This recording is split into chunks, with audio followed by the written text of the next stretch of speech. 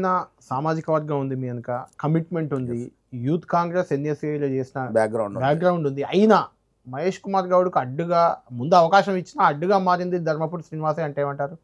ఒకప్పుడు అంటే వాస్తవంగా డి శ్రీనివాస్ గారే నన్ను రాజకీయాలు తీసుకొచ్చినారు. తర్వాత సమీకరణలు మారినాయి. ఆయనే మీరు థ్రెట్ అవుతారేమో అనే ఫీలింగ్లో రకరకాల ఈక్వేషన్స్లో ఆయన స్వర్గస్థులు అయినారు. నాకు కూడా కోరుకుండే, నేను అంటే వ్యక్తిగతంగా నన్ను ఇష్టపడేది. రాజకీయంగా సరే వాళ్ళు పిల్లలు అదే ఏజ్ గ్రూప్ కాబట్టి కొంత ఏదైనా ఆలోచన చేస్తే చేసి ఉండొచ్చు. బట్ వ్యక్తిగతంగా నేను ఎప్పుడు కలిసినా పిల్లలు ఉన్నారు, వాళ్ళు చదివించాలి భవిష్యత్తు అంటే వ్యక్తిగతంగా నన్ను ఇష్టపడేది. నాకు ఒక కోరిక ఉండే, నేను ప్రీస్ ప్రెసిడెంట్ అయ్యే ప్రయత్నం చేసిన టైంలో అయిన తర్వాత ఆయన ఆశీర్వాదం తీసుకోవాలని. బట్ మనం అవ్వకముందే ఆయన స్వర్గస్థులు అయినారు. ఎట్లా అనిపిస్తుంది ఏడాది కాలం అధికార పార్టీ పిసిసి అధ్యక్షుడు?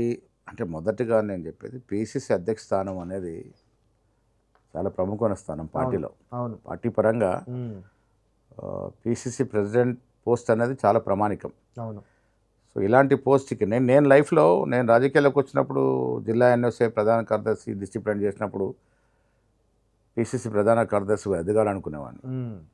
భగవంతుడు గొప్పడు ప్రెసిడెంటే ఇచ్చాడు మనకి.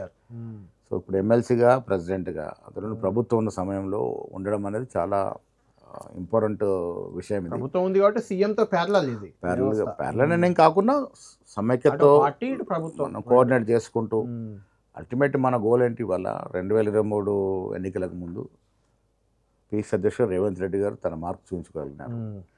సీనియర్లు అయినటువంటి ఉత్తమ్ కుమార్ రెడ్డి గారు, బట్టి గారు, దామోదర్ నరసింహ గారు, చాలామంది సీనియర్లు లాస్ట్ మినిట్లో ఏకమైనారు. చిన్న చిన్న కోమటిరెడ్డి వెంకరెడ్డి గారు, చాలా తగాదులు ఉండేవి.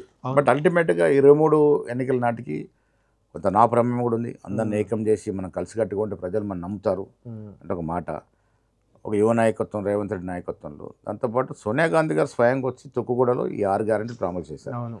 సో ప్రజలు ఏమనుకున్నారంటే సోనియా గాంధీ గారు కమిటెడ్ లీడర్, ఒక పట్టుదలని కాకుండా ఒక పటిమగల నాయకురాలు.